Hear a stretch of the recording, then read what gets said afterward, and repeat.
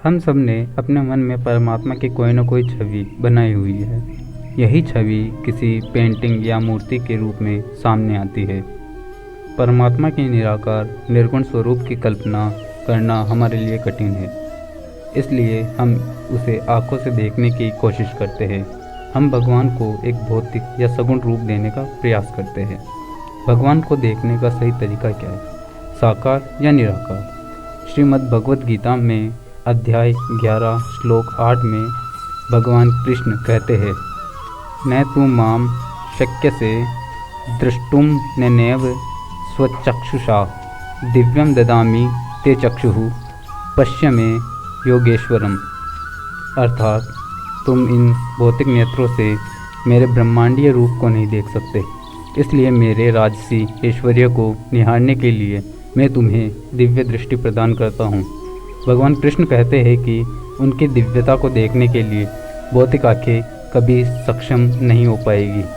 हमें उसे दिव्य दृष्टि से देखने की जरूरत है। भगवद गीता में भगवान कृष्ण ने अर्जुन को यह दिव्य दृष्टि प्रदान की।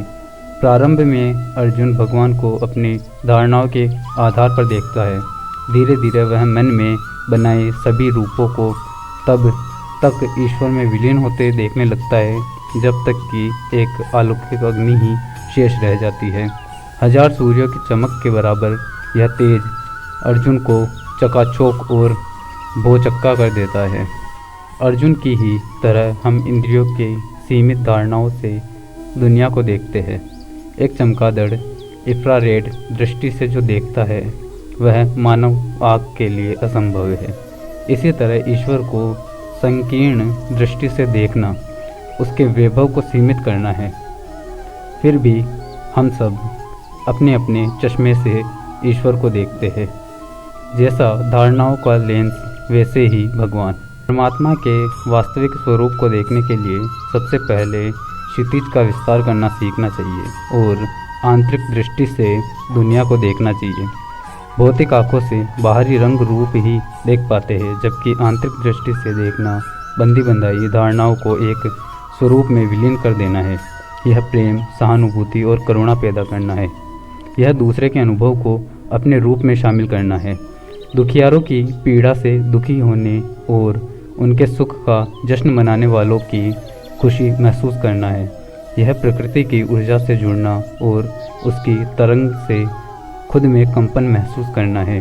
जिस क्षण आप प्रतिध्वनि से मेल खाने लगते हैं, उसी क्षण से भीतर का प्रकाश फूटने लगता है। आप आसपास और भीतर की हर चीज़ के लिए भक्ति और प्रेम से बढ़ने लगते हैं। यही वह समय है जब आप ईश्वर को उनके वास्तविक स्वरूप से देखने के लिए दिव्य प्रकाश से धन्य हो जाते हैं। हर जगह देवी गुणों की तलाश करें। जब किसी चीज़ में सुंदरता देखते हैं तो भगवान को ही देख रहे होते हैं। प्रेम, करुणा और मित्रता ईश्वर के ही रूप है। क्या आपके अंदर ये गुण नहीं है? प्रेम और करुणा से भर जाइए।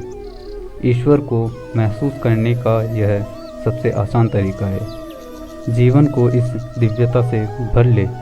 भगवद गीता में भगवान कृष्ण अर्जुन को बताते हैं कि उन्हें सच्चे योग के ईश्वर, देवताओं के देवता के रूप में देखना कितना मुश्किल है। केवल शुद्ध भक्ति ही इस दृष्टि को प्राप्त करती है।